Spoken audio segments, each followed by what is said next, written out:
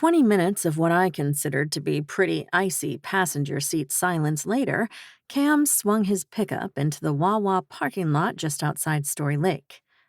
I blinked at the glowing red convenience store sign. Seriously? His smirk made me want to punch him in his chiseled, stubbly jaw. I had just begun my shoe style to walking distance home calculations when he released his seatbelt and shrugged out of his sports coat. The tie came next. "What are you doing?" His fingers worked their way down the front of his shirt, unbuttoning buttons. I wanted to look away, but every button revealed some new spectacular view. Chest hair, muscle, a tattoo, more muscle. Belatedly, I shielded my eyes. "Oh my God, do you shop naked at the Wawa?" I screeched. "It's just Wawa. There's no the." "Campbell!" His chuckle was husky. I dropped my hands and stared at the gloriously shirtless man before me. "Do you do like 1,000 push-ups a day?" Cam balled up his dress shirt and threw it in the back seat. When he leaned over the console, bringing all that muscly chest and heat and manliness even closer, I forgot how to breathe and move.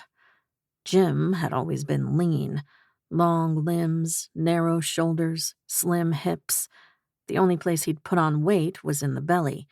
But this Adonis before me looked like he was one bottle of coconut oil away from posing for a calendar. "No, I've never set foot in a gym." "Seriously? Because that's metabolically unfair." "Jesus, Hazel, yes, I work out. Stop objectifying me." He was right. I totally was. I did the only thing that came to mind and squeezed my eyes shut. "Relax, Trouble," he said on a chuckle, way too close to my ear. I forced one of my eyelids open and found him not ready to plunder me. Instead, he was rooting around in the back seat one-handed. He came up with an ancient-looking t-shirt and dragged it over his head. My muscles released their vapor lock all at the same time, and I sagged against my seat. Forget a date.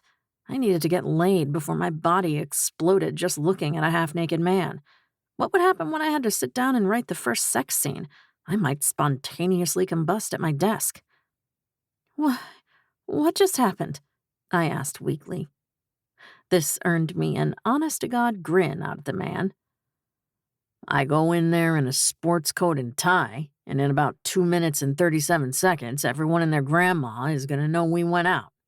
"You could have warned me before you started taking your clothes off." What if instead of panicking, I'd thought he was inviting me to Pound Town and I'd started taking off my clothes? I immediately filed that away for future book use. "I didn't realize you were terrified of shirtless men." "I'm not afraid of shirtless men. I was just surprised." "Yeah, right. Favorite hoagie? Favorite beer?" Cam demanded. "What?"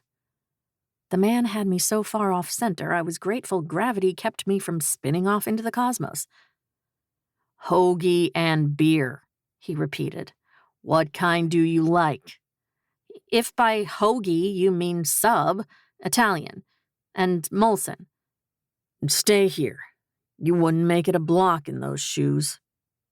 And with that order, he was gone, clicking the lock button on his fob as he strolled across the parking lot like I was some precious cargo and he hadn't just dazzled me with his full chestal nudity.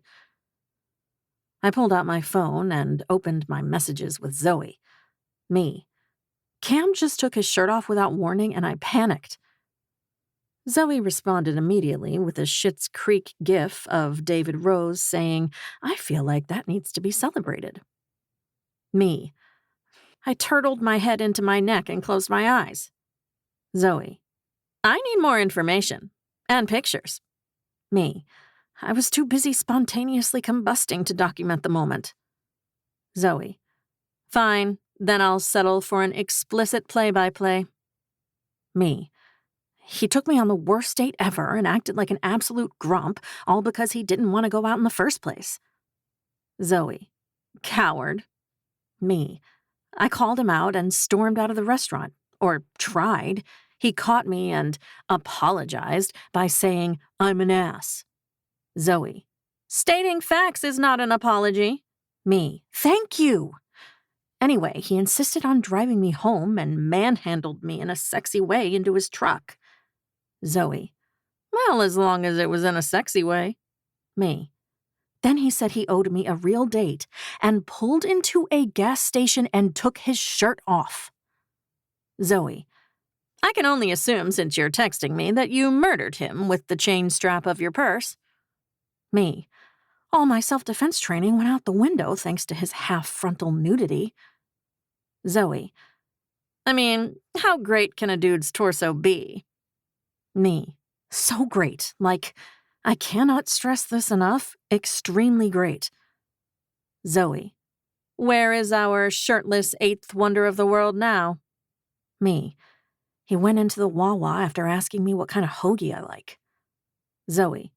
Do you need me to call the police? Me. There are no police here, remember? But if you don't hear from me in the next hour, you can call Cam's mom. Zoe. Setting a 60-minute timer now. The driver's side door opened and I fumbled my phone. Cam handed me a plastic bag and then leaned in to place a 6-pack of beer at my feet. His forearm brushed my bare leg from ankle to thigh, and I reacted as if I'd been electrocuted by a hairdryer in a bathtub. You okay? He asked as he settled behind the wheel. Fine, I said through clenched teeth. Uh-huh. You seem a little tense. A little tense? Ha! Every muscle in my body was in full rigor mortis. Where are we going? I demanded. You'll see.